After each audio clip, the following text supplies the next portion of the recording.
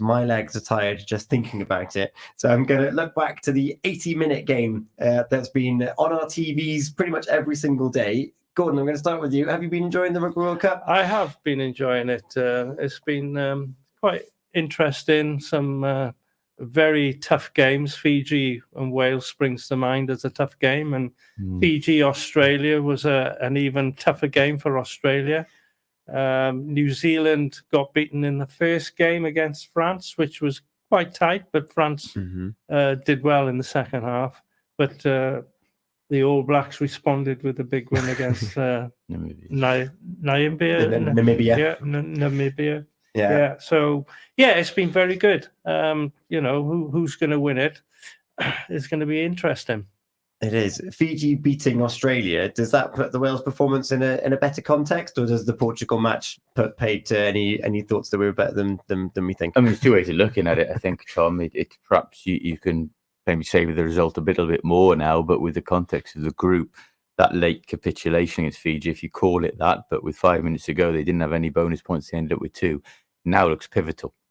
Fiji's win against Australia has thrown the group wide open. Wales now essentially need to beat Australia, I think, because if they don't, there is a situation where Wales could lose with a bonus point, and if Australia don't get a bonus point, their fate will be in their own hands. But you think now they have to beat Australia, especially as it could now come down to points difference, where Wales struggling against Portugal could cost them. It didn't overly surprise me. We saw it with France. Gordon mentioned they beat the All Blacks and make 12, 13 changes for Uruguay, and they struggled. These lower tier nations now aren't the pushovers they were. I did expect more points against Portugal, to be honest. And, look, it's 2 wins from 2. It's 10 points. They've been much maligned for much of this year. We shouldn't complain too much. But the nature of both wins could end up costing them dear. That's the harsh reality of the group now. And Wales v Australia, they've got quite an exciting history when you look at some of the matches that have been played. Wouldn't fear Australia from what I saw yesterday. First World Cup in 1987. We beat them in the third and fourth playoff. Tom, it's the highest that Wales have ever finished in a World Cup. That's a very long time ago. Paul Thorburn back then, wasn't it? Paul Thorburn, Mark Ring, Jonathan Davis. You can go on. The late conversion. Wow. Yeah. But no, Wales, they are where they are. Let's be honest. They had such a poor Six Nations. Warren Gatland's come in and galvanised the group, and a lot of the eldest statesmen, so to speak, they're gone. There's fresh new faces in the squad. It takes a while for them to blend together, but I think Gatland, he knows the game inside out. He's beasted them in the summer. They are very fit. The guys are very, very fit. So they'll be up for it. I mean, Fiji are so physical as well. It was a war of attrition, that game. It really was. I mean, your body must be aching for days after that contest. But they got through it, and they won. And also, I would have wanted, if I be selfish for a Welsh supporter, but I wanted Australia to beat Fiji. Take them out of it. It would have made it a little bit easier for Wales to get through. But we know what we've got to do. Wales are capable of beating this Australian side, I think, with their best 15 on the park. The worry I have is when the substitutions are made.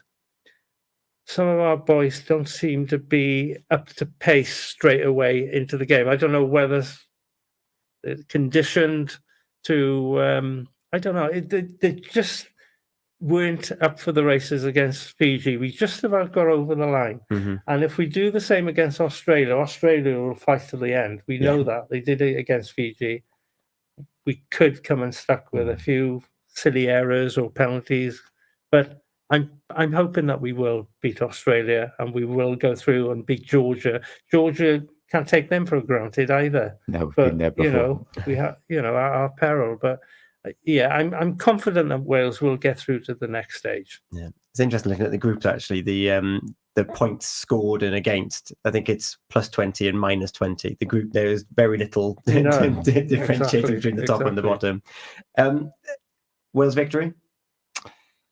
I'll go for it. Yeah, not the great deal of conviction, but I wasn't remotely convinced by watching Australia. I will say that against Fiji. I think they're certainly a very, very beatable side. I'd go as far to say it's the weakest Australian World Cup team I've seen, actually. So we'll go for a Wales win, and they have to now. They have to. it's all talk about the good side of the draw they've had and all the talk about the build-up. You're in a World Cup, sometimes you've got to win pivotal clashes against the Southern Hemisphere or the Tier 1 nations. You're going to have to along the way at some point. So they have to.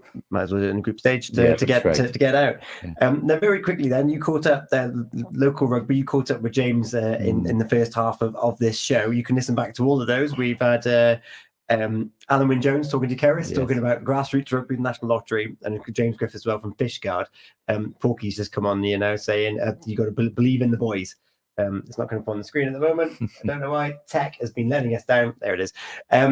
And they're saying Chris Shusho, of course, is instrumental in Fishguard as a player. He's actually having an impact whilst he's injured on that coaching. Yeah, long-term coaching. He's joined the staff there. Eaton-Evans, of course, very influential fly half. Gordon knows him well. He's back. Nathan Jenkins still there as well as forwards coach.